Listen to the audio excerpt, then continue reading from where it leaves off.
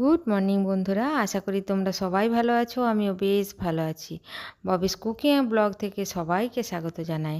চলে এলাম ব্যালকনিতে। আজকে এই গাছটাতে অনেকগুলো ফুল ফুটেছে, তাই বন্ধুরা তোমাদের সঙ্গে একটু শেয়ার করলাম। আর আমি এই বেলকনিটা সকালবেলায় পুরো পাতাগুলো গাছের কেটে কেটে ফেলে দিয়েছি আর সুন্দর করে গুছিয়ে নিয়েছি। আর কিছু ফাঁকা টব ছিল, সেগুলো নামিয়ে আর উপরে ভর্তি টবগুলো তুলে দিয়েছি। আর এখন জবা গাছগুলোই শুধু ফুল ফুটছে, আর বেলি গাছটাতে ফুল ফুটছে, সেরকম আর ফুল কোনো কিছুতেই ফুটেনি। এবার চলে এলাম পুজো করতে।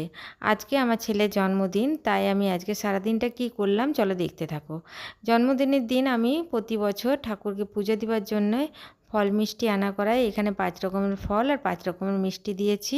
আর গাছ থেকে নানা রকমের ফুল তুলে নিয়ে এসেছি। এখন নিচে গেলে নানা রকমের ফুল, ঠাকুরের ফুলগুলো উঠিয়ে এরপর পুজোটা শুরু করে দেব।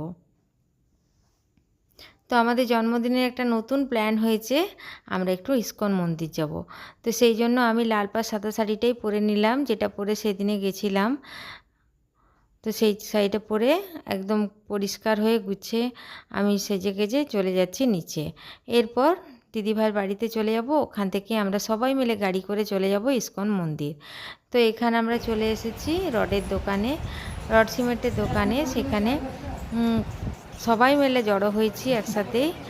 আমার ওই দিভাই দিভাই আর তাদের বান্ধবীরা সবাই মিলে একসাথে জড়ো হয়ে এবার চলে এলাম ইস্কন মন্দিরে। ইস্কন মন্দিরটা বাইরেটা একটু শেয়ার করলাম। আর এই ইস্কন মন্দিরে আসতে আমার খুব ভালো লাগে। শ্রীকৃষ্ণের নাম জপ হয়, তো ভালোই লাগে। তো অন্যদিন আসা হয় না, আজকে জন্মদিন উপলক্ষে আমরা চলেই এলাম সবাইকে নিয়ে। চলো এবার ভিতরে একটু বসি আর ভিতরের নাম সংকীর্তন আমরা একটু শুনি।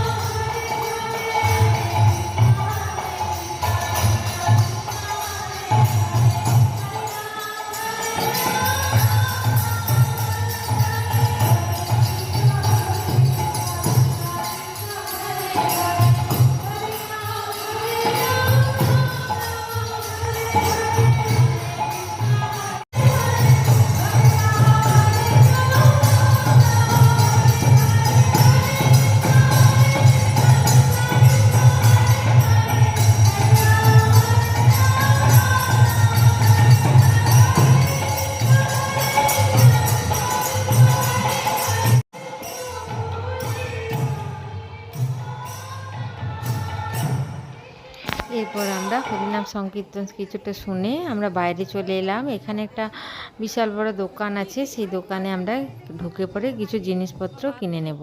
তো সেইখানেই যাচ্ছি। আর সেই দিনে ছিল প্রচণ্ড গরম। তো প্রচণ্ড গরমের মধ্যে আমরা কি করব ঠিক করতে পারছিলাম না। ওখানে কিছুক্ষণ বসে কাটালাম, কারণ আমরা খুব সকাল সকাল গেছি, 10টা সাড়ে 10টা নাগাদ। তো এখানেই কিছু কাটিয়ে এবারে দোকানটার ভিতরে আমরা ঢুকে যাব।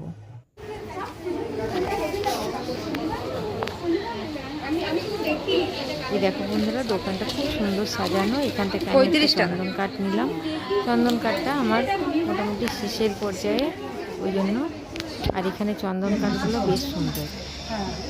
এরপর আমরা যেখানে খাবো সেখানে চলে এসেছি। আর এখানে আজকে অন্নপ্রাশন বাড়ি ছিল, দুটো অন্নপ্রাশন বাড়ি ছিল, তারই কিছু ছবি শ্যুট হচ্ছে। সেখানে আমি কিছু ছবি তুলে নিলাম। আর ছেলেটা খুব শান্ত ছিল, চুপচাপ, মানে যে ছেলেটার অন্নপ্রাশন ছেলেটা চুপচাপ ছিল আর খুব সুন্দর ফটোর পোজ দিচ্ছিল আর ফটোও তুলছিল। এবার ওখান থেকে আমি বাইরেটা একটু তুলে নিলাম, দৃশ্যটা বেশ ভালো লাগছিল। এখন ফুরফুরে হাওয়াও দিচ্ছিল। আমরা যেহেতু কুপনটা একটু দামি কেটেছি, সেহেতু আমাদের উপরের এসি রুমে খেতে দেবে, ওই জন্য আমরা ওখানে যেয়ে দোরগোড়ায় দাঁড়িয়ে আছি। এই যে ঢুকে গেছি আমরা। এরপরে আমরা ডাইনিং টেবিলে বসে যাব, খাবার টেবিলে, তারপরে খাবার খেয়ে নেব।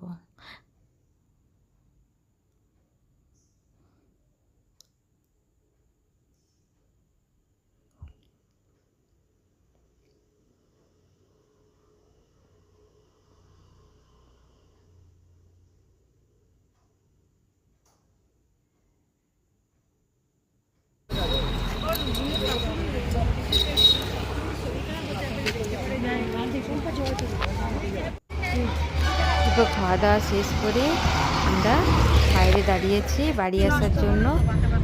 এই যে গাড়িতে চেপে গেছি, এবার বাড়ি চলে আসবো। খাওয়া দাওয়া বেশ ভালো হয়েছিল। প্রথমে দিয়েছিল পোলাও আর পনির, তারপরে ভাত, ডাল, ফুলকপির তরকারি, ধোকার ডালনা, চাটনি, পাঁপড়, মিষ্টি, পায়েস আর হজমোলা, এইসব ছিল আমাদের খাওয়া দাওয়া। এরপর বাড়িতে এসে ঢ্যাঁড়সগুলো কাটাই ছিল, ঢ্যাঁড়সের তরকারিটি করে নিচ্ছি আর রুটি করব। গ্যাসের আঁচটা কম করে রুটির সঙ্গে আমি ঢ্যাঁড়সের তরকারিটা তারপর ভালো করে নাড়াচাড়া করে নেব। যেহেতু এটা ভাতেরও তরকারি, কিন্তু আজকে রুটির সাথে একটু খাবো। এরপর এখানে আদা রসুনের পেস্টটা দিয়ে দিলাম, ভালো করে ভাজা ভাজা করে নেব।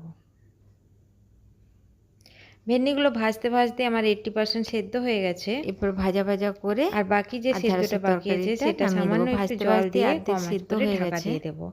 প্রথমে কিছুক্ষণ ভেজে নেব।